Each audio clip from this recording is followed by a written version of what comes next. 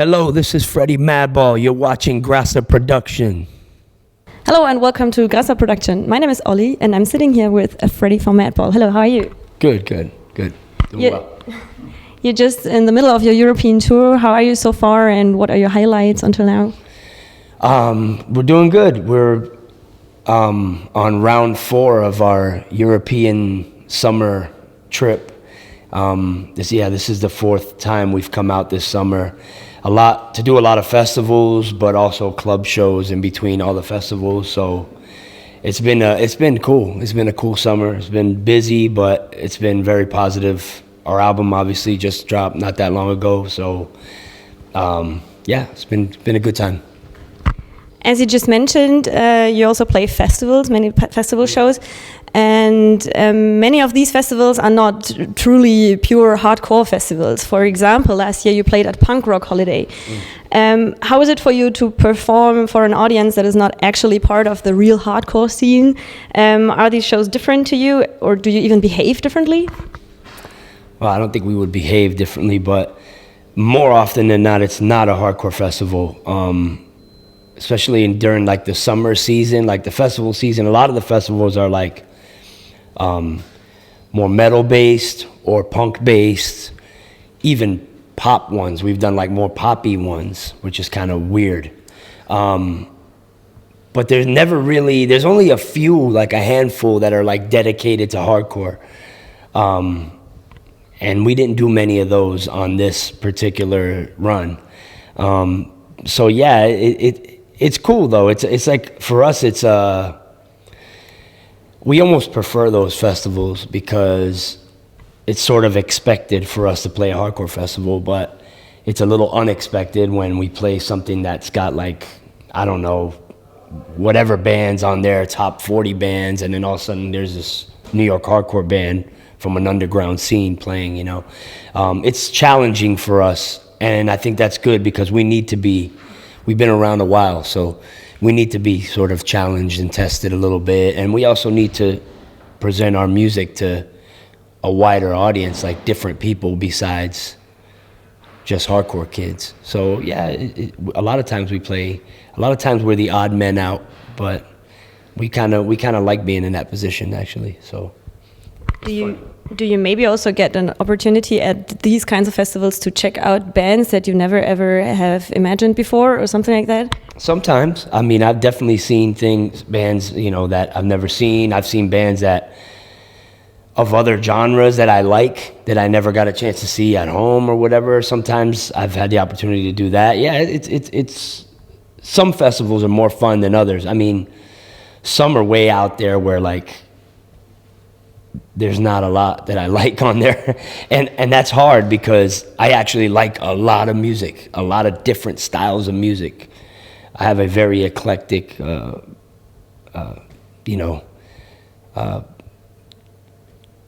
whole whatever vault of music, you know?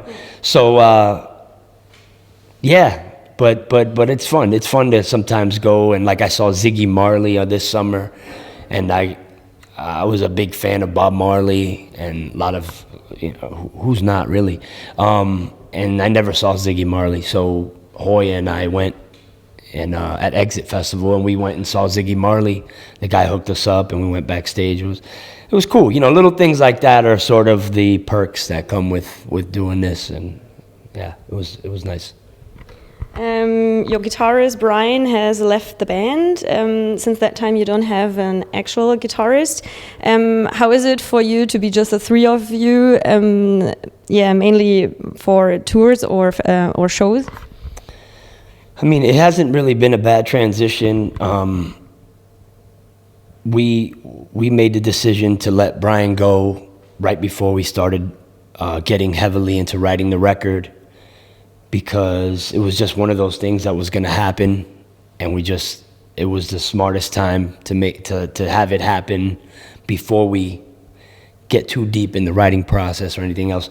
And so it was a bit hard for the writing process to be a man down. But Hoya he writes a majority of the riffs anyways, Hoya, my bass player, our bass player. So he just stepped up and pretty much just played the guitar. And so there was no bass while we were writing, but that was really kind of the only kind of off thing was during the writing process. Like we were one man down, but that didn't affect the songs that we were writing or what we were trying to do or accomplish with the record at all. And luckily, we've been able to transition pretty good live because our friend Dom, we nicknamed him Lord Frost, and he's out here and he's worked in our camp before. He plays with a band, Born from Pain, who I'm sure a lot of people know. And yeah, I mean, he just fit right in. You know, he stepped right in and just started playing with us, and he helped us out in a big way in Europe. And we got sort of a couple of guys back home, and the same kind of thing. They're very talented guitarists, but they're also our friends. So they've come in and like filled that slot. So it hasn't been that crazy. You know, we've had good luck that we have good friends that are talented that have helped us out. And pretty soon here we may have like a permanent guitarist. Like, you know, that we've just been focusing on doing these tours, that we had commitments that we had to do for the record and stuff. But I think pretty soon we're gonna have a more permanent person. Okay. Yeah. You just mentioned your brand new album, For the Cause. It just came out in June this year. What would you say is different to the other records? A few things, several things I would say. It's the most diverse record we've done, period. It's one of my personal favorites, but that's me, you know. Everyone's different. Some people are going to say Set It Off was their favorite because that's when they got into our band in that time period. But overall, the feedback has been super positive from old school heads and new people, so that's a good thing. But we personally love the record, and we needed to start diversifying a little bit. We're known for a certain sound and a certain style, and that's great. That we're known for a certain style within our scene, you know, but you also have to grow a little bit, and I feel like we did a lot of growing on this record. A lot of diverse stuff. It's all Madball, but it's different little flavors here and there, and I think the record is the most diverse record we've done, and we're happy with that, and we hope that everybody else is happy with that. Yeah, I think it's not only you, because the record is very loved and is getting applause from everywhere, like the fans, the reviewers, the reviews that I read. Have you expected such a success with this record? I mean, you hope for it. You always hope for it. And, you know, we had a good run with the last record even. Hardcore Lives was well received. You know, and that one, we were already starting to diversify a little bit with that one, but a little less than this one. And, you know, everyone was kind of putting us on the spot, like, well, how are you going to top that record? And so I think there's your answer. Yeah, you did it. Hopefully we continue this way. I don't know. We're figuring ourselves out as we go, so hopefully we're getting better. I don't know. But, yeah, it's cool that people like it, because when you like it, it's one thing, but obviously you're going to want the people you're playing it to appreciate it the same way. So when you get that back, it's like, cool, you know? For the song Evil Ways, you have a collaboration with Ice-T. I mean, how did you even manage to get him? Is it a person that you just call and ask for? Or? Yeah, say, yo, Ice, you want to get on this track? Hell yeah. Really, is it that easy? It was like that. It was only really, I'm not going to sit here and pretend like Ice-T's my homie, like we grew up together our whole lives, anything like that. No, I don't know him like that. But I have met him, and we have talked, and they actually requested us to play with them in New York City at Gramercy, and which I thought was cool because they specifically asked for us. And I met Ice. He actually came to our room to say hi, which I thought was really cool. He knocked on our door and was like, "What's up, guys? Respect." And yeah, he made an impression on me, like really cool cat. I mean, I've been listening to his music since I was a little kid, more so the hip hop stuff than anything. So I know him as a figure in that culture growing up, in movies and this and that. Like, so I know him in that way. I've seen him my whole life in one way or another, in one movie or on a hip, you know, on whatever record. So I'm very, you know, he's an icon. But that's not why I asked him to be on the record. It was really because of that connection in New York. It was like that conversation, and we had this song that had a style that I could sort of picture Ice-T's voice on it. And I just said, I remembered that conversation we had, and I remember like it was cool, you know, and then we had a little rapport. So I said, let me call him up. And so my friend Jamie from Hatebreed, he had his contacts, and he said, yeah, Ice is down, call him up. And I called him, and he said, yeah, man, let's do it. And no money or nothing. No, there was nothing like that. It was like, he was like, oh, I'm doing this out of respect, for love. It was cool. Very, very, very, very cool thing that he did. And he actually even gave the studio guy money out of his own pocket and wouldn't take money from me. So yeah, yeah, no, it was cool. It was a really, and he did it, and he did exactly what I would want him to do on that song. So it's perfect. The second collaboration on the record is with Tim Armstrong from the punk band Rancid. When I imagine Ice-T and Tim Armstrong myself, I think they couldn't be more different, actually. Tim is a big fan of Ice-T, actually. Really? So it's important for you to combine, as you just said, hip hop and punk rock and everything. I mean, you know, it is important. It wasn't really done like, it wasn't overly thought out. Like, that wasn't like the intention, like, oh, we're gonna like combine this and this and that. It just sort of happened that way. I'm kind of tired of saying it, but it really did happen organically. It really just kind of all fell into place. Like, we didn't even plan to record with Tim, but we were looking for a studio. And right at the time when we were looking for a studio, Tim offered me a place to go record. And so it's almost like it's meant to be.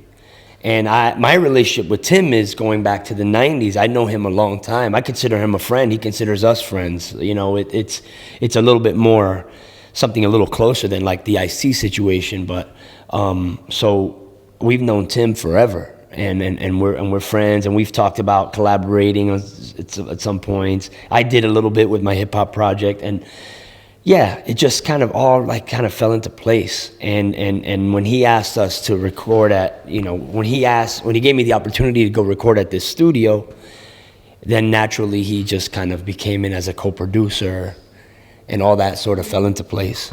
And then of course he sang on a song because of course. Like, why wouldn't he? You know, it's like we had this song that we wrote, that Hoya and I wrote, that we were like, funny enough, before we even knew Tim was going to be on it, we had already written this song. But when he came on board, we were like, oh, that's definitely the song Tim's going to be on. It sounds like a song that he would be on. You know, and some people hearing this probably wouldn't even believe that, because they probably think, oh, Tim must have written that song with them or blah, blah, blah. But that's not how it was at all. But it just all came together, you know. And then like the Ice-T thing, like everything, it all just, friends just popped into the studio and things just sort of happened, man. It was one of those records. But Rancid's a big fan of Ice-T, just so people know this. Just so you know, especially Lars. He's a big fan of Body Count. Just saying. Well, Madball just turned 30 this year. Actually, it's just also my age. How is it? We're as old as you. Yes, that's kind of true. Yeah, how is it for you that you have on the one hand the old fans, but on the other hand also very young and new fans? Do you think that your fans are kind of split up into the older and the newer ones? I would say. I mean, we had a show the other day where like you can tell it was like older crowd, but when I mean older, it wasn't like super old, you know.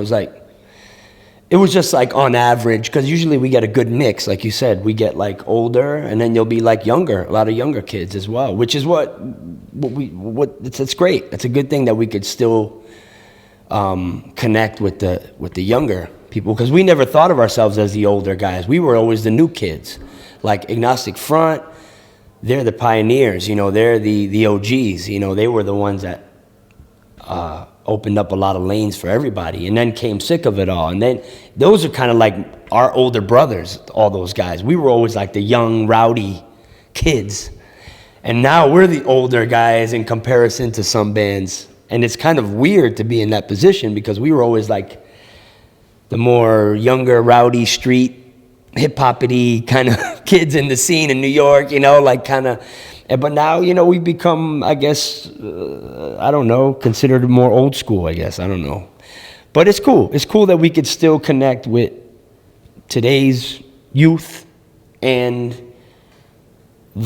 our generation, and then even the older generation, because there's even an older generation than were down before us, So yeah, we get like all three. But the other day there was like an average of like 30 plus at the show, which I guess this day and age would be considered older, but I don't look at it as older, but yeah, it's cool. Every show's different. Every show is different. Sometimes we'll have a super young crowd, sometimes we'll have a mixed. But it's a good thing to see a mix. But they do behave different? Do the crowds behave different? I would say, yeah.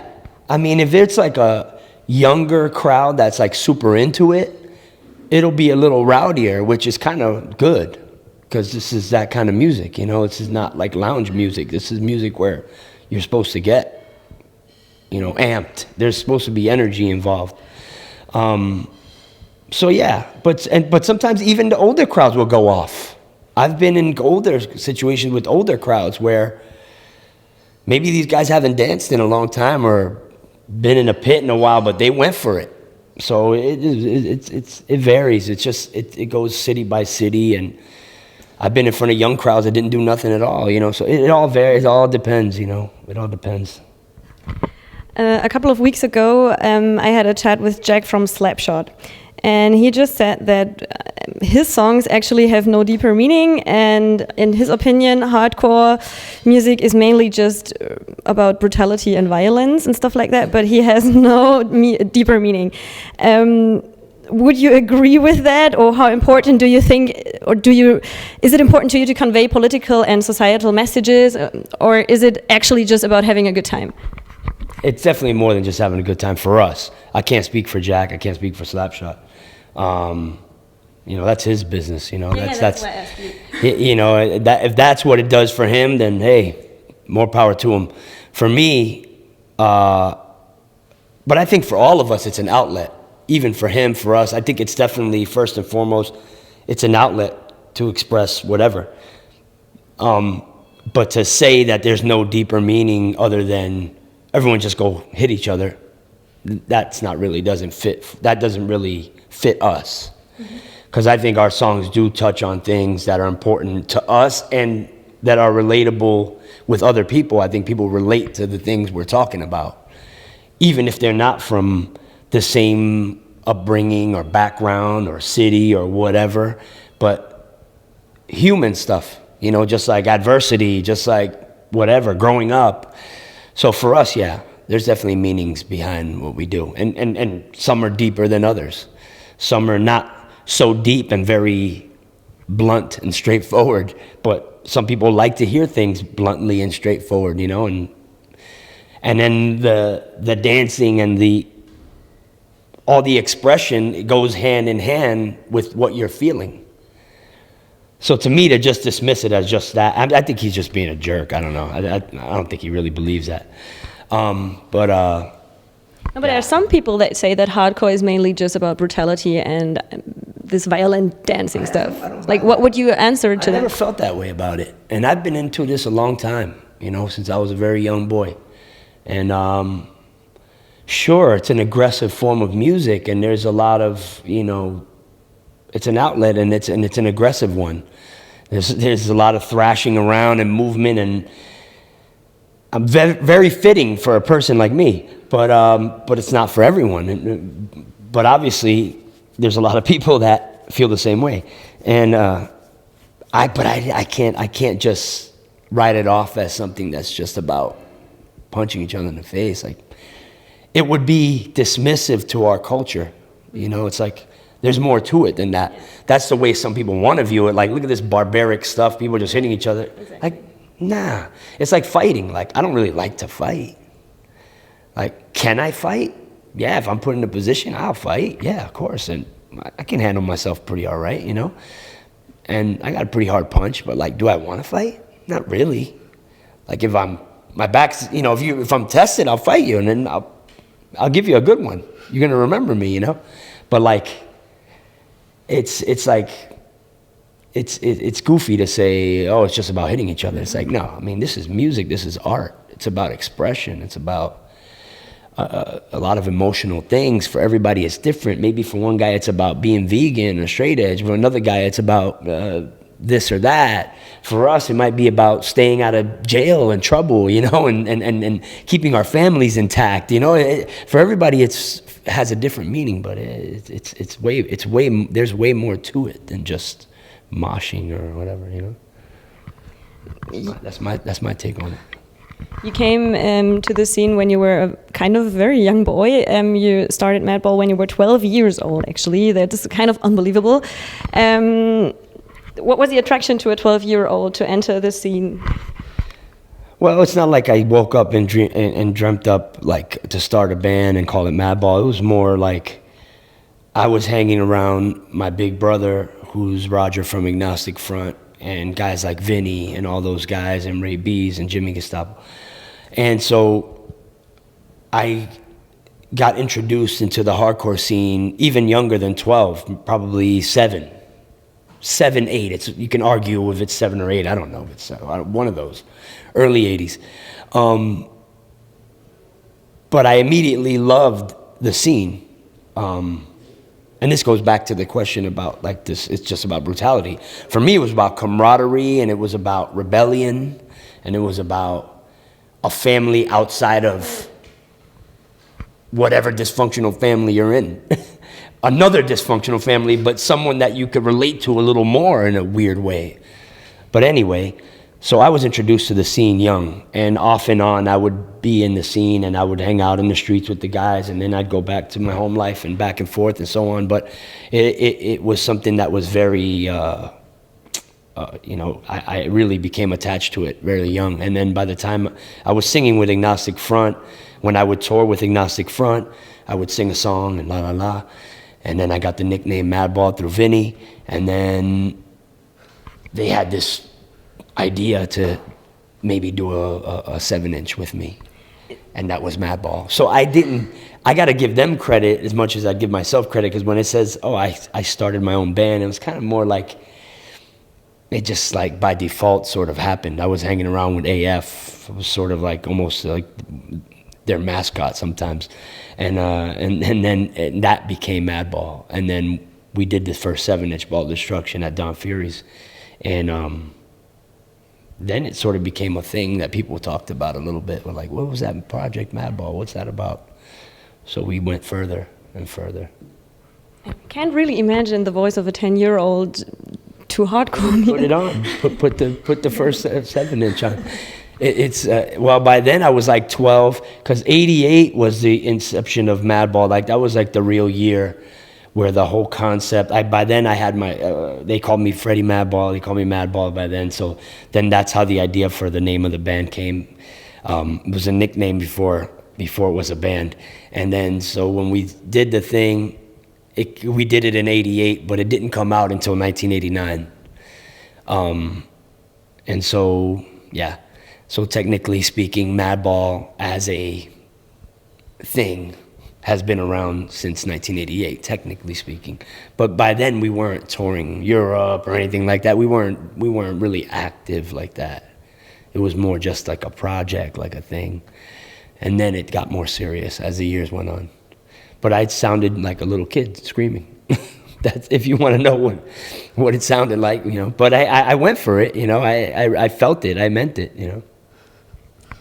Well, my last question is, you're very motivated since 30 years now. What motivates you to continue with Madball for the next 30 years? Oh, I don't know if we got another 30 in us. I mean, this is a very intense form of music. You know, it's not like I'm sitting there in like a suit, lounging and just like, you know, crooning some stuff.